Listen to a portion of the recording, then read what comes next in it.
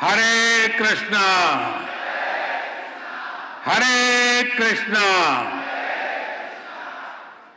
महाराष्ट्र के governor CP Radhakrishnan जी, यहां के लोकप्रिय मुख्यमंत्री श्री देवाभाऊ, उप मुख्यमंत्री एकनाथ शिंदे जी, श्रद्धेय गुरुप्रसाद स्वामी जी, हेमा मालिनी जी, सभी सम्मानित अतिथि, भक्तगण, भाई और बहनों, आज ज्ञान और भक्ति की इस महान धरती पर इस्कॉन के प्रयासों से श्री श्री राधा मदन मोहन जी मंदिर का उद्घाटन हो रहा है।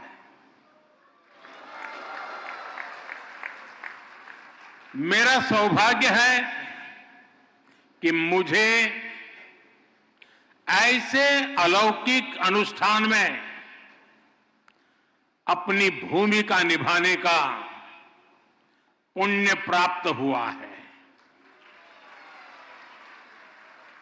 ये इस्कॉन के संतों का अपार स्नेह और अपनापन है। श्रील प्रभुपाद स्वामी का आशीर्वाद है। मैं सभी पूज्य संतों का आभार करता हूं, उनके चरणों में प्रणाम करता हूं। मैं अभी देख रहा था श्री राधा मदन मोहन जी मंदिर परिषद की जो रूपरेखा है, इस मंदिर के पीछे जो विचार है, इसका जो स्वरूप है, उसमें अध्यात्म और ज्ञान की संपूर्ण परंपरा के दर्शन होते हैं। मंदिर में ईश्वर के विविध स्वरूपों के दर्शन होते हैं, जो एको अहम बहुश्याम, ये हमारे विचार को भी अभिव्यक्त करते हैं। नई पीढ़ी की रुचि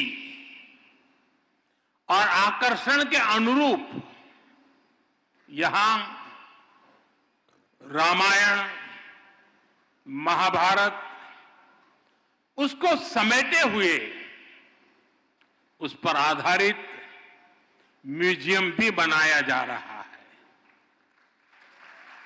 यहां वृंदावन के 12 जंगलों पर आधारित एक उद्यान भी विकसित किया गया है।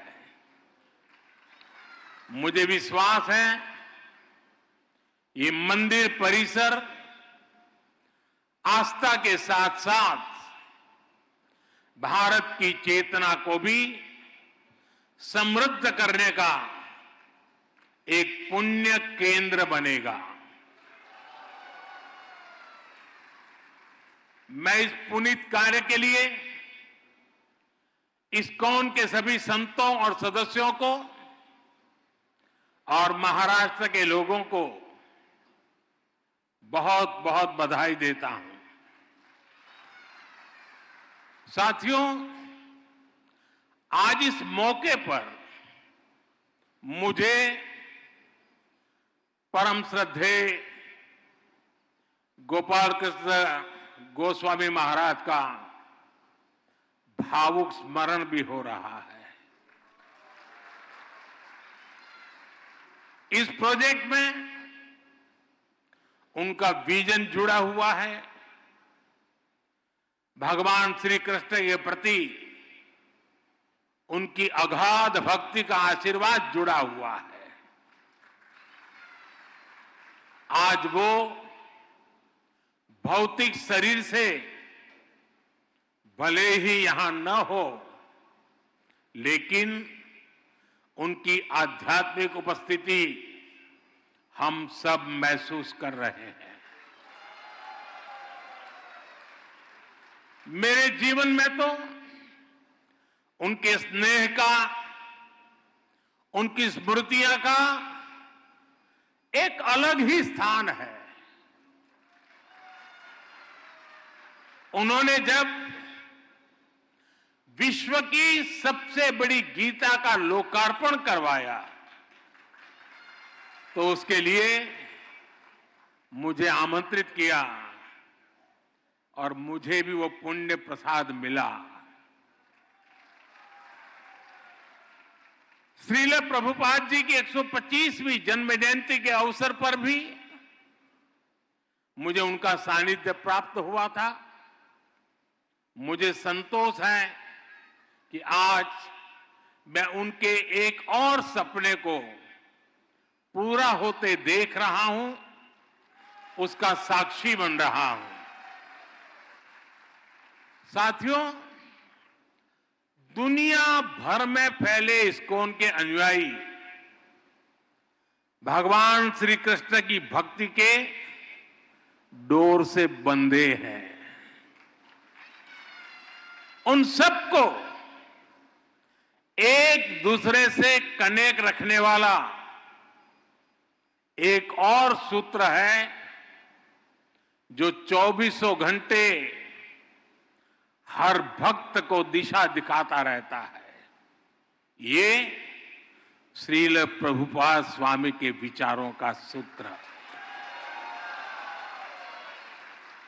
उन्होंने उस समय वेद, वेदांत और गीता के महत्व को आगे बढ़ाया जब देश गुलामी की बेड़ियों में जकड़ा था। उन्होंने भक्ति वेदांत को जन सामान्य की चेतना से जोड़ने का अनुष्ठान किया। 70 वर्ष की आयु में जब लोग अपने कर्तव्यों को पूरा मान चुके होते हैं, उस समय उन्होंने इस्कॉन जैसा मिशन शुरू किया। इसके बाद उन्होंने लगातार दुनिया भर का भ्रमण किया, श्री कृष्ण के संदेश को दुनिया के कोने कोने में ले गए। आज दुनिया के हर कोने में करोड़ों लोगों को उनकी तपस्या का प्रसाद मिल रहा है। श्रील प्रभुपाद स्वामी की सक्रियता, उनके प्रयास आज भी हमें प्रेरित करते हैं। साथियों, हमारा भारत एक असाधारण और अद्भुत भूमि है। भारत केवल भौगोलिक सीमाओं में बंधा भूमि का एक टुकड़ा मात्र नहीं है। भारत एक जीवंत धरती है, एक जीवन संस्कृति है, जीवन परंपरा है और इस संस्कृति की चेतना है यहां का अध्यात्म। इसलिए यदि भारत को समझना है तो हमें पहले आध्यात्म को आत्मसात करना होता है। जो लोग दुनिया को केवल भौतिक दृष्टि से देखते हैं, उन्हें भारत भी अलग अलग भाषा और प्रांतों का समूह नजर आता है। लेकिन जब आप इस सांस्कृतिक चेतना से अपनी आत्मा को जोड़ते हैं, तब आपको भारत के विराट रूप के दर्शन होते हैं। तब आप देख पाते हैं सुदूर पूरब में बंगाल की धरती पर चैतन्य महाप्रभु जैसे संत अवतरित होते हैं। पश्चिम में महाराष्ट्र में संत नामदेव, तुकाराम और ज्ञानदेव जैसे संतों का अवतरण होता है। चैतन्य महाप्रभु ने महावाक्य मंत्र जन जन तक पहुंचाया। महाराष्ट्र के संतों ने राम कृष्ण हरि के मंत्र से आध्यात्मिक अमृत बांटा। संत ज्ञानेश्वर ने ज्ञानेश्वरी गीता के जरिए भगवान कृष्ण के गुण ज्ञान को जनसुलभ बनाया। इसी तरह श्रील प्रभुपाद जी ने इस्कॉन के माध्यम से गीता को लोकप्रिय बनाया। गीता की टीकाएं प्रकाशित कर उसकी भावना से लोगों को जोड़ा।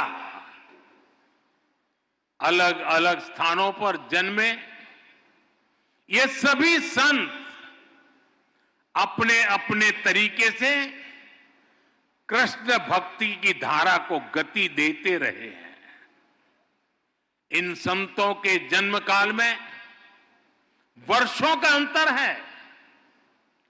अलग अलग भाषा, अलग अलग पद्धति है, लेकिन बोध एक है, विचार एक है, चेतना एक है।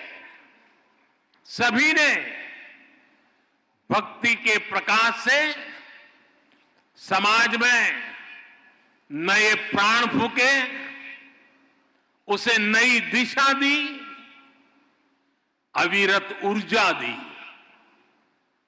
साथियों, आप सभी परिचित हैं, हमारी आध्यात्मिक संस्कृति की नींव का प्रमुख आधार सेवा भाव है। आध्यात्मिकता में जनार्दन सेवा और जन सेवा एक हो जाते हैं। हमारी आध्यात्मिक संस्कृति साधकों को समाज से जोड़ती है, उनमें करुणा की भावना पैदा करती है। ये भक्ति भाव उन्हें सेवा भाव की ओर ले जाता है। दातव्यमिति यद्दानम दीयते अनुपकारिणे देशे काले च पात्रे च तद्दानम सात्विकम स्मृतम। श्री कृष्ण ने हमें इस शोक में सच्ची सेवा का मतलब बताया है। उन्होंने बृहद सुंदर तरीके से समझाया है कि सच्ची सेवा वही है जिसमें आपका कोई स्वार्थ ना हो। हमारे सभी धार्मिक ग्रंथों और शास्त्रों के मूल में भी सेवा भावना है। इस्कॉन जैसी इतनी विराट संस्था भी इसी सेवा भावना से काम करती है। शिक्षा, स्वास्थ्य और पर्यावरण से जुड़े कितने ही काम आपके प्रयास से होते हैं। कुंभ में इस्कॉन सेवा के कई बड़े कार्य कर रहा है। साथियों, मुझे संतोष है कि हमारी सरकार भी इसी सेवा भावना के साथ पूरे समर्पण से लगातार देशवासियों के हित में काम कर रही है। हर घर में शौचालय बनवाना, हर गरीब महिला को उज्ज्वला का गैस कनेक्शन देना, हर घर तक नल से जल की सुविधा पहुंचाना, हर गरीब को 5 लाख रुपए तक मुफ्त इलाज की सुविधा देना, 70 वर्ष की आयु से ऊपर के हर बुजुर्ग को इस सुविधा के दायरे में लाना, हर बेघर को पक्के घर देना, ये इसी सेवा भावना के साथ, इसी समर्पण भाव के साथ किए गए कार्य हैं जो मेरे लिए हमारी महान सांस्कृतिक परंपरा का प्रसाद है। सेवा की यही भावना सच्चा सामाजिक न्याय लाती है, सच्चे सेक्युलरिज्म का प्रतीक है। साथियों, हमारी सरकार कृष्णा सर्किट के माध्यम से देश के अलग अलग तीर्थों, धार्मिक स्थानों को जोड़ रही है। इस सर्किट का विस्तार गुजरात, राजस्थान, हरियाणा, उत्तर प्रदेश और उड़ीसा तक है। स्वदेश दर्शन और प्रसाद योजना के द्वारा इन स्थानों को विकसित किया जा रहा है। इन मंदिरों में भगवान श्री कृष्ण के अलग अलग रूपों के दर्शन होते हैं। कहीं वो बाल रूप में दिखते हैं तो कहीं उनके साथ राधा रानी की भी पूजा होती है। किसी मंदिर में उनका कर्मयोगी स्वरूप दिखाई देता है तो कहीं राजा के रूप में उनकी पूजा की जाती है। हमारा प्रयास है कि भगवान श्री कृष्ण के जीवन से जुड़े अलग अलग स्थलों तक पहुंचना और मंदिरों के दर्शन करना आसान हो। इसके लिए विशेष ट्रेनें भी चलाई जा रही है। इस्कॉन भी कृष्ण सर्किट से जुड़े आस्था के इन केंद्रों पर श्रद्धालुओं को लाने में जरूर सहयोग कर सकता है।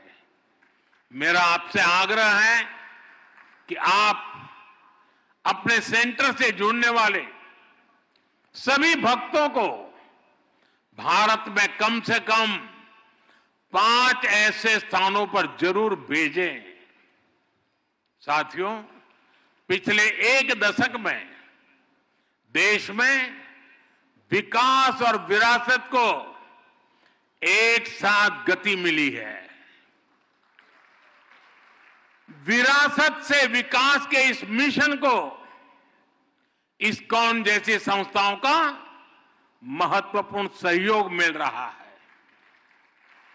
हमारे मंदिर या धार्मिक स्थल तो सदियों से सामाजिक चेतना के केंद्र रहे हैं। हमारे गुरुकुलों का शिक्षा और कौशल विकास को बढ़ावा देने में अहम योगदान रहा है।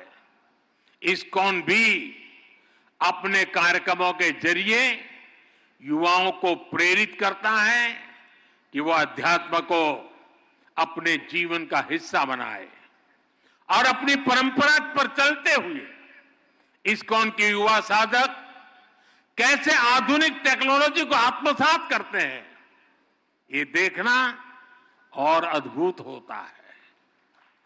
और आपका इंफॉर्मेशन नेटवर्क तो दूसरों के लिए सीखने योग्य है। मुझे विश्वास है इस्कॉन के सानिध्य में युवा सेवा और समर्पण की भावना से राष्ट्रहित में काम करेंगे। इस परिसर में भक्ति वेदांत आयुर्वेदिक हीलिंग सेंटर की सुविधा भी लोगों को मिलेगी। और मेरा तो मत है, दुनिया के लिए मैंने हमेशा संदेश दिया है, हील इन इंडिया।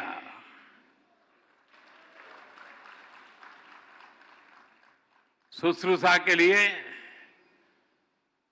और सर्वांगीण रूप से स्वस्थ होने के लिए, वेलबींग के लिए हील इन इंडिया। यहां भक्ति वेदांत कॉलेज फॉर वैदिक एजुकेशन की स्थापना भी की गई है। इनका लाभ हर समाज को होगा, पूरे देश को होगा।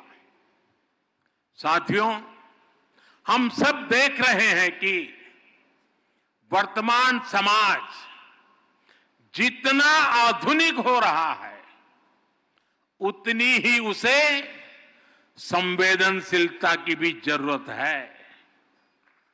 हमें संवेदनशील इंसानों का समाज तैयार करना है, एक ऐसा समाज जो मानवीय गुणों के साथ आगे बढ़े, एक ऐसा समाज जहां अपनेपन की भावना का विस्तार हो। इस्कॉन जैसी संस्था अपने भक्ति वेदांत के माध्यम से दुनिया की संवेदनशीलता को नया प्राण दे सकती है। आपकी संस्था अपनी क्षमताओं का उपयोग कर पूरी दुनिया में मानवीय मूल्यों का विस्तार कर सकती है। मुझे विश्वास है कि प्रभुपाद स्वामी के आदर्शों को जीवंत बनाए रखने के लिए इस्कॉन के महानुभाव इसी तरह हमेशा तत्पर रहेंगे। मैं एक बार फिर राधा मदन मोहन मंदिर जी के लिए पूरे इस्कॉन परिवार को, सभी देशवासियों को बहुत बहुत बधाई देता हूं। आप सबका बहुत बहुत धन्यवाद। हरे कृष्णा, हरे कृष्णा, हरे कृष्णा।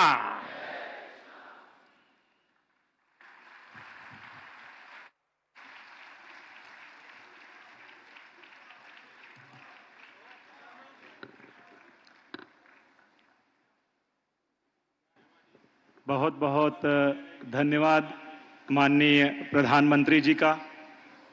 आज आपके कर कमलों द्वारा